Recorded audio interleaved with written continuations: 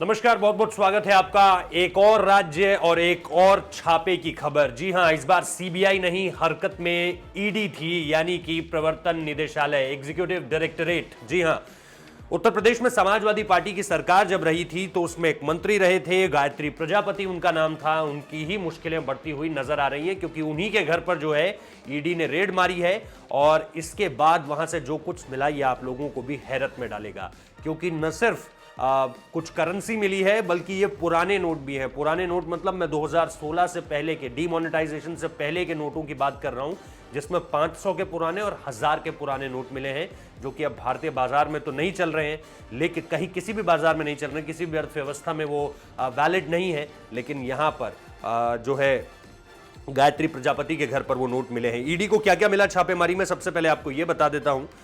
वहां पर छापेमारी में जो दस्तावेज मिले हैं उनसे पता चलता है कि गायत्री प्रजापति की लखनऊ, कानपुर, मुंबई, सीतापुर समेत 6 से ज्यादा शहरों में, इसे ध्यान में रखिएगा, 6 से ज्यादा शहरों में संपत्ति है। इसके अलावा दावा यह भी किया जा रहा है कि यह सारी संपत्ति जो है वो खनन की कमाई से बनाई गई है, यानी कि सारी की सारी जो है वो अवैध है। इसको लेकर के किसी तरह की कोई डॉक्यूमेंटेशन हो, किसी की तरह का कोई सही कागज पत्तर हो, या इसके अलावा कोई प्रॉपर्टी जो एंसेस्टर्स से यानी विरासत में मिली जाती है, ऐसा कोई भी जिक्र नहीं है। ये सारी की सारी जो प्रॉपर्टी है, ये अभी तक जो समझ आ रहा है ईडी को वो यही है कि खनन से जो एक अलग जरिए से पैसा जो अर्जित किया जाता है, जिसे काली कमाई भी कहा जाता है, उस तरह से ही ये सब कुछ बनाया गया है।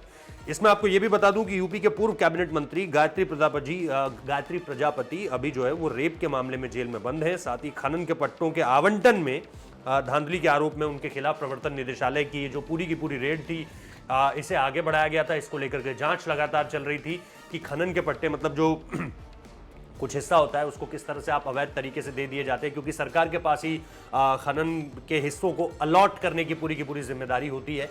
लेकिन उसमें किस तरह से गायत्री प्रजापति ने धांधली की, जब सपा की सरकार थी और वो मंत्री थे, तब उन्होंने किस तरह से इस पूरे के पूरे मसले पर धांधली की है, इसी को लेकर के ईडी इस केस पर आगे बढ़ रही थी। और अब जो है ईडी ने रेड मारी है, जिसमें मैंने आपको बताया कि पुरानी करेंसी तो मिली है, साथ ही साथ कुछ ऐसे दस्तावेज भी मिले हैं जो ये बताते हैं कि ये अवैध कमाई है, ये काली कमाई है। और पहले ही रेप के मामला आरोप में तो वो जो है जेल में बंद है।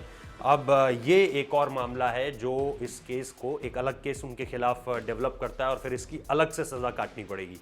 तो इसको लेकर के ईडी अगर और कुछ सामने रखती है तो निश्चित तौर पर आपके सामने रखेंगे। फिलहाल इस वीडियो में इतना ही। बहुत बहुत शुक्रिया।